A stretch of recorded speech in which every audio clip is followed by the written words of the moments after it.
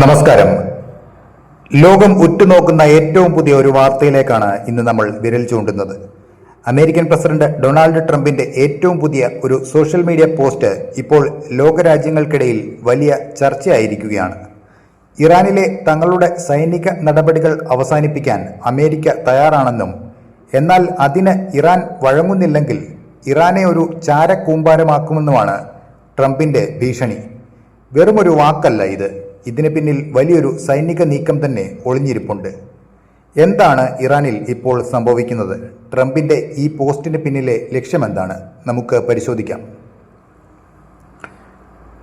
ഈ പോസ്റ്റിലൂടെ ട്രംപ് വ്യക്തമാക്കുന്നത് ഇറാനിലെ ഭരണകൂടവുമായി തങ്ങൾ ചർച്ചയിലാണെന്നാണ്.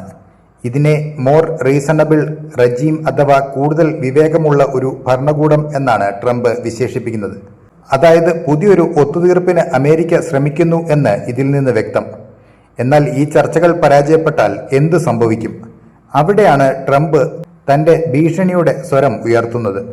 ഹോർമൂസ് കടലിടുക്ക് ഉടൻ തന്നെ അന്താരാഷ്ട്ര വ്യാപാരത്തിനായി തുറന്നു കൊടുക്കണമെന്നാണ് അമേരിക്കയുടെ പ്രധാന ആവശ്യം. ലോകത്തിലെ എണ്ണ വ്യാപാരത്തിന്റെ സിംഹഭാഗവും കടന്നു പോകുന്ന ഈ പ്രദേശം ഇറാൻ തടസ്സപ്പെടുത്തുന്നത് അമേരിക്കയ്ക്ക് അംഗീകരിക്കാനാവില്ല. ഇനി ട്രംപ് പറഞ്ഞ ഭീഷണിയിലെ ഗൗരവകരമായ ഭാഗത്തേക്ക് വരാം. ഇതുവരെ ഇറാനിലെ പ്രധാന കേന്ദ്രങ്ങളൊന്നും അമേരിക്ക തൊട്ടിട്ടില്ല എന്നാണ് അദ്ദേഹം പറയുന്നത്. എന്നാൽ കരാർ നടന്നില്ലെങ്കിൽ ഇറാന്റെ നട്ടെല്ലൊടിക്കുന്ന ആക്രമണമാകും അമേരിക്ക നടത്തുക. ട്രംപ് ലക്ഷ്യമിടുന്നത് ഇവയൊക്കെയാണ്. വൈദ്യുത നിലയങ്ങൾ, ഇറാന്റെ വൈദ്യുതി വിതരണം പൂർണ്ണമായും തകർക്കുക എന്ന ലക്ഷ്യമാണ് ഇത്. എണ്ണക്കിണറുകൾ, രാജ്യത്തിന്റെ സാമ്പത്തിക സ്രോതസ് ഇതുമൂലം ഇല്ലാതാക്കുക. ഖാർഗ് ഐലൻഡ്, ഇറാന്റെ ഏറ്റവും പ്രധാനപ്പെട്ട ഓയിൽ ടെർമിനൽ സ്ഥിതി ചെയ്യുന്ന ഇടമാണിത്. ഇത് തകർത്താൽ ഇറാന് എണ്ണക്കയറ്റുമതി അസാധ്യമാകും. ശുദ്ധജല പ്ലാന്റുകൾ, ജനജീവിതം ദുസ്സഹമാക്കുന്ന തരത്തിൽ സമുദ്രജലം ശുദ്ധീകരിക്കുന്ന പ്ലാന്റുകളും തകർക്കുമെന്ന് ട്രംപ് മുന്നറിയിപ്പ് നൽകുന്നു. എന്തിനാണ് ഇത്തരമൊരു കടുത്ത നീക്കം? ഇതിനെ റെട്രിബ്യൂഷൻ അഥവാ പ്രതികാരം എന്നാണ് ട്രംപ് വിളിക്കുന്നത്. കഴിഞ്ഞ 47 വർഷമായി ഇറാനിലെ ഭരണകൂടം ജനങ്ങളോട് കാട്ടിയ ക്രൂരതകൾക്കും കൊലപാതകങ്ങൾക്കും പകരമായിട്ടായിരിക്കും ഈ നടപടിയെന്ന് അദ്ദേഹം വ്യക്തമാക്കുന്നു.